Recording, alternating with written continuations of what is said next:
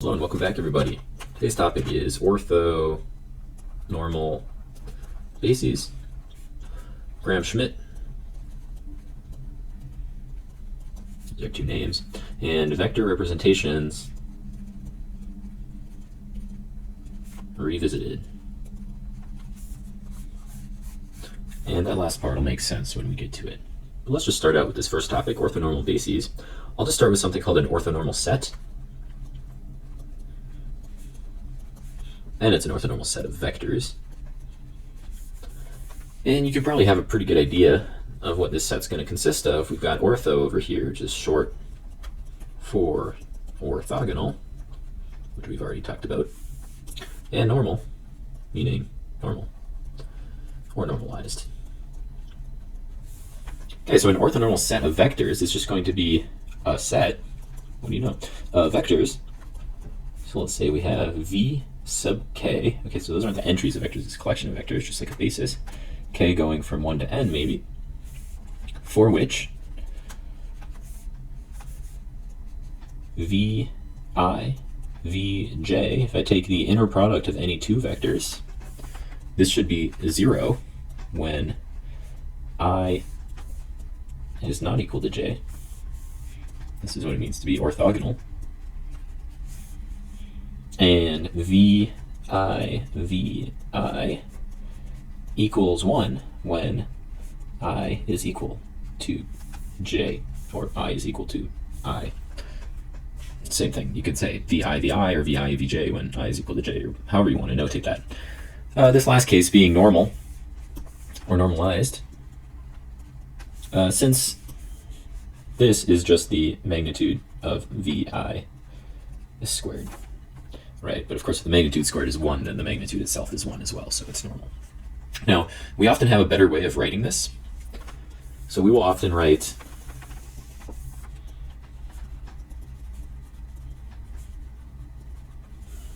that the inner product Vi Vj equals the following term. This is a lowercase delta ij.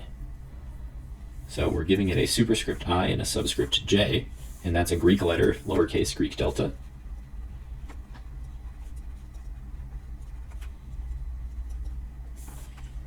And in fact, this particular delta has a name. It's given the name Kronecker, after a person named Kronecker. It's the Kronecker delta. And the delta satisfies, these two properties that we were looking at above. So in other words, maybe I'll say delta ij is basically defined by this collection, where it's equal to 1 when I is equal to j, and it's equal to 0 when I is not equal to j.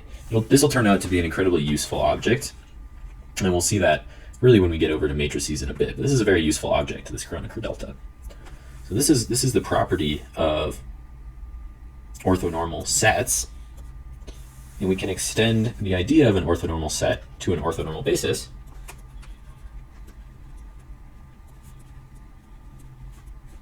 An orthonormal basis is any basis for a vector space which is also an orthonormal set. So, for example, consider R3 with the canonical basis. If you don't remember canonical, it just means you have a 1 and 0 everywhere inside of the basis elements themselves. This not only is a basis, the canonical basis, but it's also an orthonormal basis.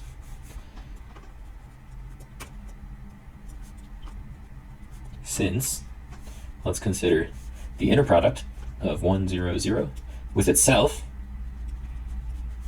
It's just equal to 1 plus 0 plus 0.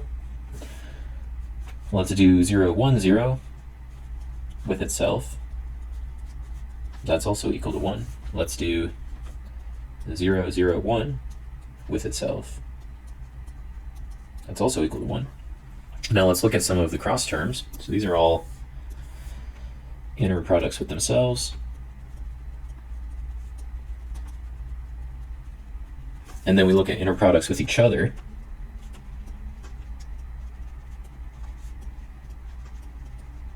So we could do 1, 0, 0 against 0, 1, 0. And you'll notice if I read across horizontally and multiply, I just end up with zeros everywhere. If I do 1, 0, 0 against 0, 1, 0, and I read across, oh, that's the same as before. 0, 0, 1, and I read across, I get all zeros. And if I work with 0, 1, 0, and 0, 0, 1, and read across, I get all zeros. And so this is really what characterizes an orthonormal basis, is that every time you do an inner product with themselves, you should get a 1. Every time you do an inner product with a different element, you should get a 0. That's really what this I equals j and I not equal to j means. It's the same element or different elements. So that's a very classic example, but we can come up with some slightly more non-trivial examples. Let's do C2 with the basis 1 plus I over root 2, 0, and 0, 1 minus I over root 2. So there we can check inner products with themselves. And what do we get? We get 1 plus I over root 2, 0. 1 plus I over root 2, 0. The inner product will be 1 plus I over root 2 times its conjugate, right? Conjugate of 1 plus I over root 2, plus some zeros. If I multiply this by its conjugate, I'm just going to recover the magnitude. And you'll recall the magnitude of a complex number is just the coefficients squared. So I'm going to look at that 1 squared and that 1 squared. I'm going to get 1 squared plus 1 squared over root 2 times root 2, also known as 2 over 2, or 1. If I do the other one, I'm going to get something very similar. 0, 1 minus I over root 2, 0, 1 minus I over root 2. And I multiply across horizontally, I get 0 plus 1 minus I over root 2 times the conjugate of 1 minus I over root 2. And just as before, if I'm multiplying a complex number by its conjugate, I'm just going to recover the coefficients of the two terms squared. So I'll have a 1 squared plus negative 1 squared all over root 2 times root 2. Still is going to give me 2 divided by 2, or 1. If I look at an inner product with each other,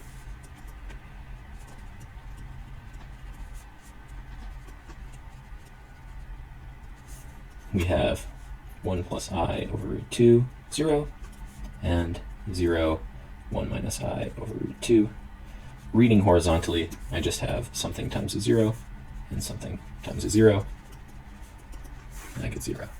So there's my 1, 1, and 0 to verify an orthonormal basis.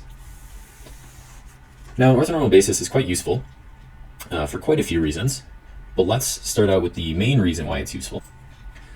And that is the following. So every orthonormal set is necessarily linearly independent. So this linear independence, which is a requirement for a basis to be called a basis, so I should say a set to be called a basis. So that requirement is necessarily satisfied if you're orthonormal. The consequence is that if Vk 1 to n is an orthonormal set, then it is an orthonormal basis, for its own span. So if I construct a vector space from its own span, it's necessarily an orthonormal basis of its own span. And so that's really useful. We immediately get orthonormal bases for free from orthonormal sets. And the other really useful thing about orthonormal bases is the following. This is where I was getting to vector representations revisited. So given a vector, and let's just do in 3 dimensions maybe, v1, v2, v3. This would be with respect to the canonical basis, so I just won't put a subscript there. And orthonormal basis of C3. Let's say that this basis is just the set E hat 1, E hat 2, E hat 3. And the reason I'm using E's and hats is this will be E hat subscript is a very common notation for an arbitrary orthonormal basis. So I'm going to use E hat 1, E hat 2, E hat 3. The vector representation in the new basis is given by the following. So my vector, there's a representation. Here's my new basis, E1, E2, E3. It's really easy to compute. It's just V, let's give this vector a name, V against E hat 1, V against E hat 2, V against E hat 3. Or in other words, the vector V is equal to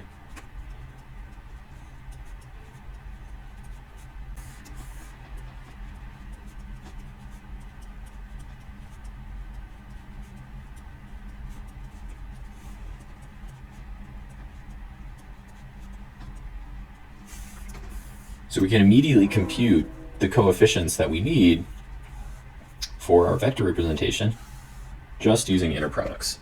Inner products will compute coefficients for vector representations. So that's extremely useful when you have an orthonormal basis because you don't have to solve any systems of equations. So there's no solving systems of equations to find vector representations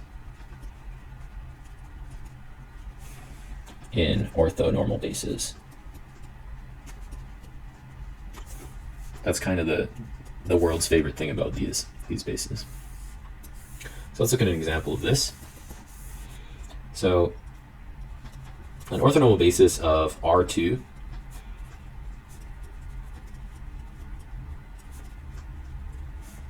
common one that I like to rely on is 3/5, 4/5, maybe like a non-trivial one, -4/5, 3/5. And just take my word for it that it's an orthonormal basis for now. You can prove it if you want. So R2 has that orthonormal basis. Let's find the vector representation of the vector 1, 3 in this orthonormal basis. So let's find the vector representation 1, 3 in the orthonormal basis. It's not too bad because of what I just shared. We can say that the vector 1, 3, and this is really the vector 1, 3 in the canonical basis, 1, 0, 0, 1, is equal to the inner product of 1, 3 with, let's give this the name E hat 1, E hat 2,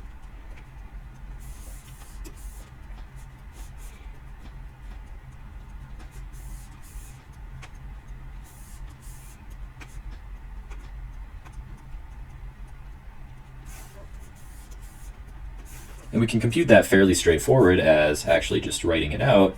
1, 3 against 3/5, 4/5, and 1, 3 against -4/5, 3/5.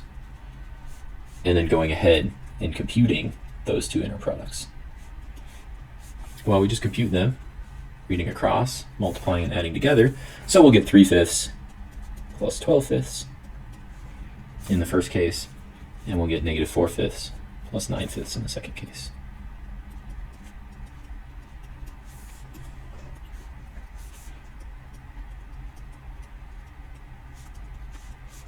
What will that give me? 15/5, also known as 3, and 5/5, also known as 1. So that's quite surprising that, I guess it's just coincidental that the 1, 3 completely swapped to 3, 1, but that's because they're represented with respect to different basis elements. So let's go back to what vector representations mean. When I represent that as a vector, either with or without this whole canonical subscript, because we always assume it's there if I don't place a subscript there. What this means is that 1 is the coefficient for the vector 1, 0, and 3 is the coefficient for the vector 0, 1. That makes a lot of sense. If you added those together, you get 1, 3. But over here, it means 3 is the coefficient for the vector 3/5, 4/5, and 1 is the coefficient for the vector -4/5, 3/5. And if I went ahead and actually computed this out, so what is 3 times 3/5 and 1 times -4/5, I would get 9/5 minus 4/5. And what would 3 times 4/5 be? That'd be 12/5. And 1 times 3/5 plus 3/5. What would that give me? It would give me exactly 5/5, 1, and 15/5, 3, which is what I started with. So it's just kind of a roundabout way. These other representations will be very, very important to us. I realize they might not show up as to why yet, and I won't really spend time on why until you see why it's important for us, but it is going to be really important to represent vectors with respect to other bases. And orthonormal bases are really the best ones to do it in because of this nice property. Let's extend the property arbitrarily. So we'll say the arbitrary version of vector representations, and this is sometimes called a vector decomposition, with respect to an orthonormal basis, is given by, well, we're going to start with, let's say, given V in a vector space and E hat sub k, and we'll just index this now, right? So we'll give it some indexing instead of it starts at 1 and ends at n. An orthonormal basis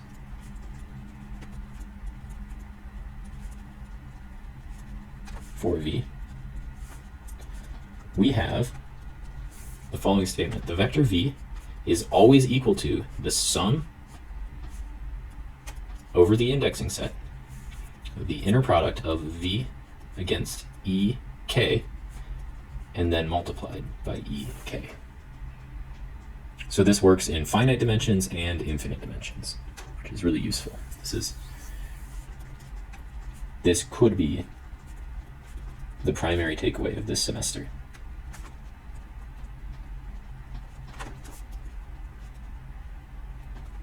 So what I've just circled for you is one of the most important identities of the entire semester. A vector can be decomposed against an orthonormal basis by just computing coefficients as inner products. Maybe I'll write that out. A vector can be written as a sum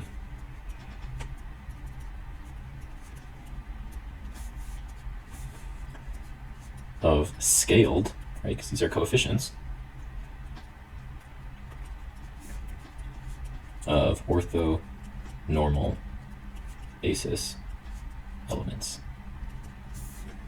So we really cannot stress this identity enough for the semester. It turns out that in quantum mechanics, these are going to be, I'll say QM, these are called pure states. These are going to be probabilities.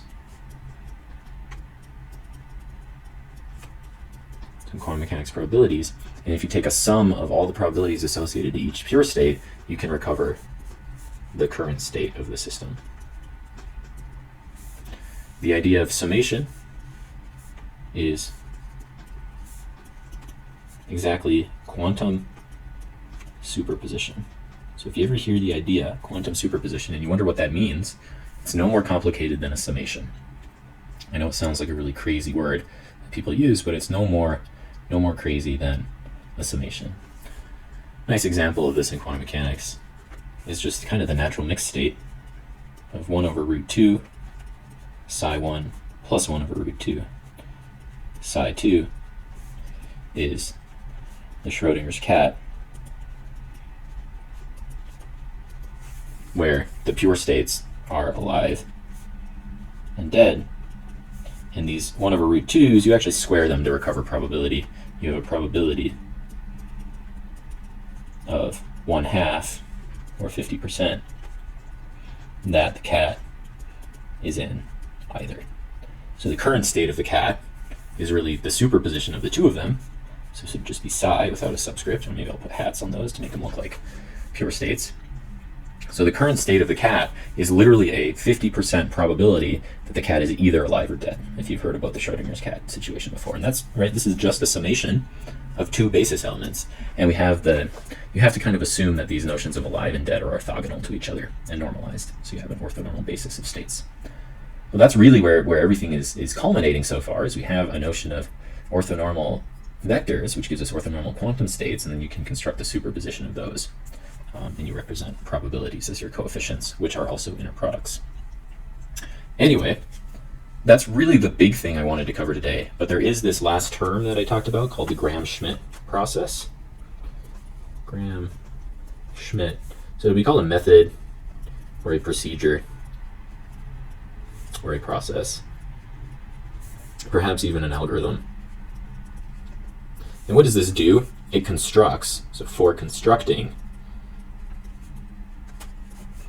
an orthonormal basis from any basis. So I guess the important thing is you can start with, and really it shouldn't even be any basis, any set of vectors. So you can start with any set of vectors you want, and this is an algorithm that will force that set of vectors into an orthonormal basis. So the Gram-Schmidt process starts with a set of vectors and ends with an orthonormal basis. So what is this process? It's an algorithm. So you're going to see me give you steps. It's an algorithm, also known as a step-by-step process. And let's say we start with a set of vectors. Vk, k starts at 1 and it ends at n. We wish to extract an orthonormal basis from.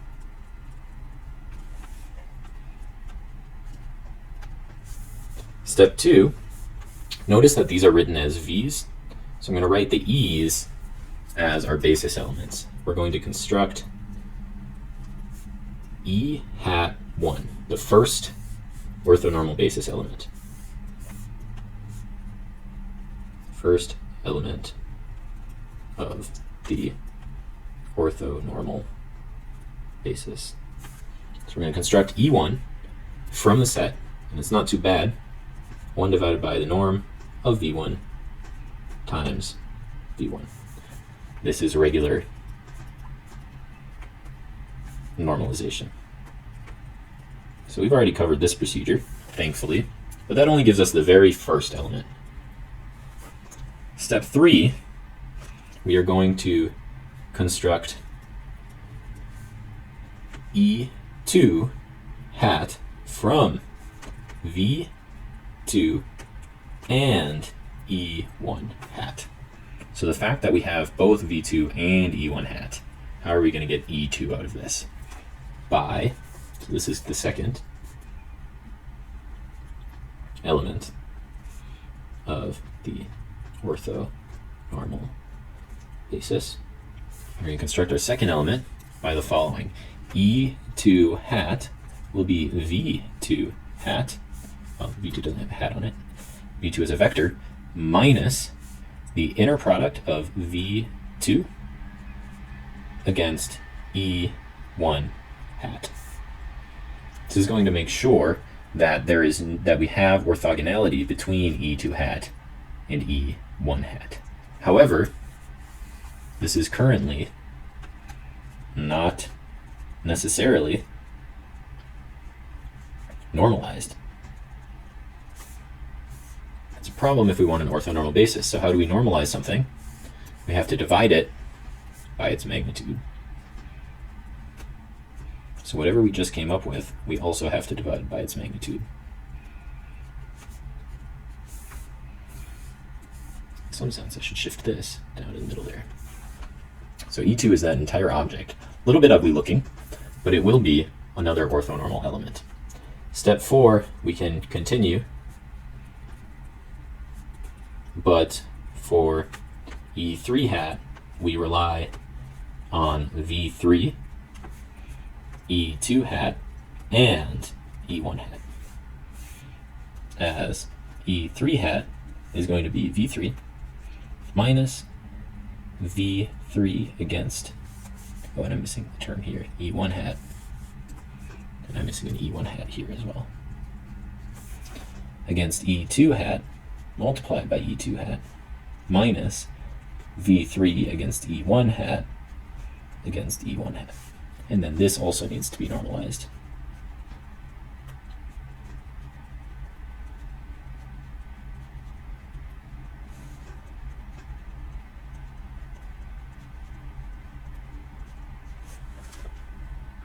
And we keep doing this. So this would be some other step, basically though step 5. We'll basically say that note for each EK hat we have, EK hat is VK minus the sum of VK against every previous E hat we've computed. So J is going to start at 1 and end at K minus 1. And then we normalize everything.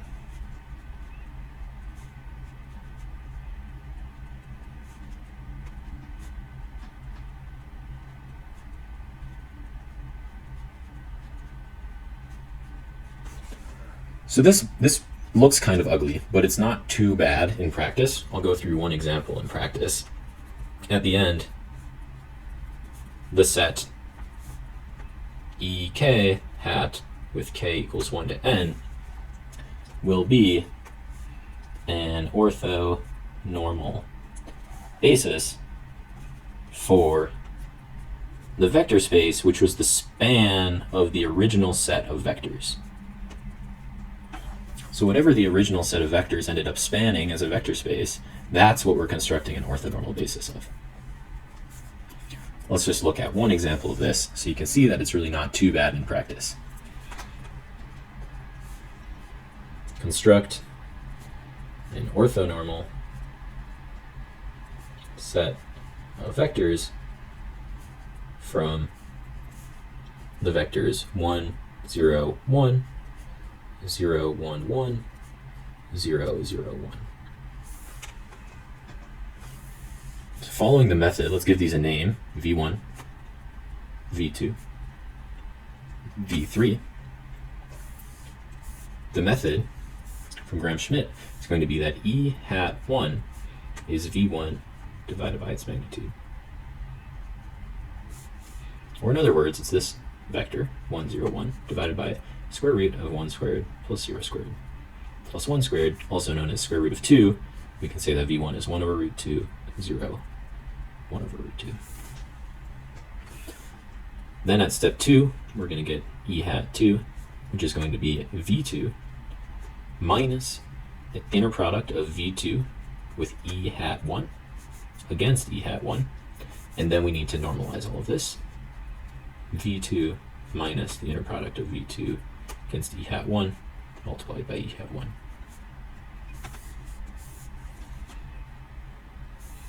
If we actually compute all of this, V2, and I won't compute the bottom right now, let's just go ahead and compute the top. V2 is 0, 1, 1. I'm going to subtract the inner product of 0, 1, 1 against 1 over root 2, 0, 1 over root 2, and multiply by 1 over root 2, 0, 1 over root 2. These, by the way, are the E1s I just computed. If I finish this computation, what's happening here, 0, 1, 1, minus my inner product, I'm just going to be looking horizontally across and adding all those terms together. I have two zeros finished by a 1 over root 2, and that's going to multiply 1 over root 2, 0, 1 over root 2, which I can distribute to each of the entries as 0, 1, 1 minus 1 half, 0, 1 half, and I go ahead and compute that as a vector, just subtracting horizontally across, negative 1 half, 1, 1 half, and that's the unnormalized vector. If I want to go ahead and normalize it, I can divide it by its magnitude, just 1 half squared plus 1 squared plus 1 half squared, which is a quarter plus 1, also known as 3 halves. So I'll have a root 3 halves in a denominator, which is equivalent to root 2 thirds in a numerator against the vector 1 half, 1, 1 half. And finally, for E3, in step 3, this is going to be V3 minus the inner product of V3 against E hat 2 multiplied by E hat 2 minus the inner product of V3 against E hat 1 times E hat 1, all divided by its own magnitude.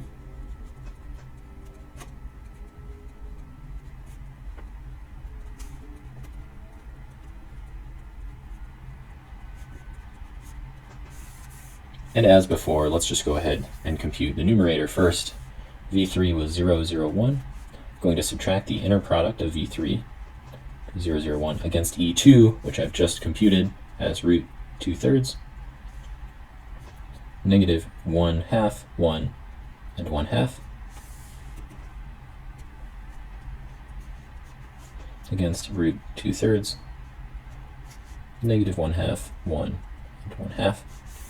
And I also subtract off V3 against E1, which is all the way at the top there, 1 over root 2, 0, 1 over root 2. And then that multiplies by E1 as well, 1 over root 2, 0, 1 over root 2.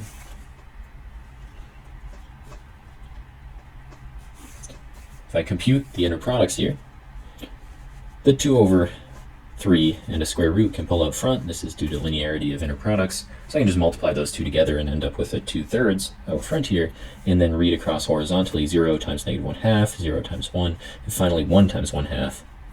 I'm going to end up with a total of 1/2 on the inner product. That entire term is multiplying E2, the unnormalized version, I suppose. 1/2, 1, and 1/2. And then I'm also going to subtract off this latter inner product of 0 plus 0 plus 1 over root 2, multiplying 1 over root 2, 0, 1 over root 2.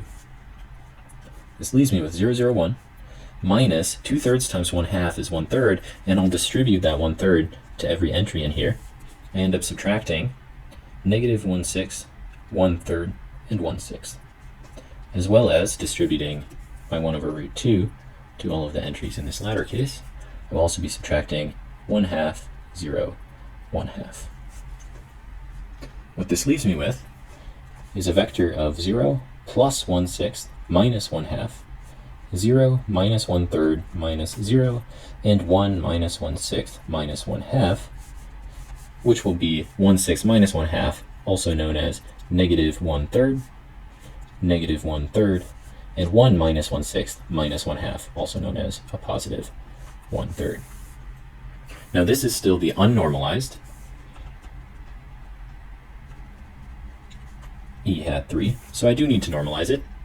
And if I look at its norm, that's the square root of negative 1/3 squared plus negative 1/3 squared plus 1/3 squared, also known as 3 copies of 1/9, which is the same as 1/3. So I'm dividing by the square root of 1/3, also known as multiplying by root 3. And if I multiply by root 3 and simplify, I get negative 1 over root 3, negative 1 over root 3, 1 over root 3 for E hat 3. So now that's normalized as well.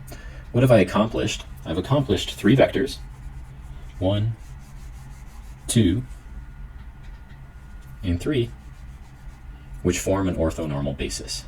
So in step 4, the set E1, which was 1 over root 2, 0, 1 over root 2, E2, which was root 2/3, negative 1/2, 1, 1/2, and E3, which is negative 1 over root 3, negative 1 over root 3, 1 over root 3, forms an orthonormal basis for the set V, which is the span of the original collection of vectors 1, 0, 1, 0, 1, 1, and 0, 0, 1.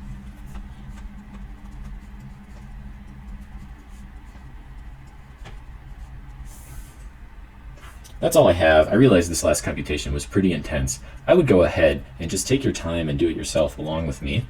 Maybe rewatch the video, and that'll really help you get through each term correctly, and so you can see what results. These problems tend to be students' least favorite problems on exams. Very sorry about that, but we are in math class after all. I'll see you in the next video. Bye.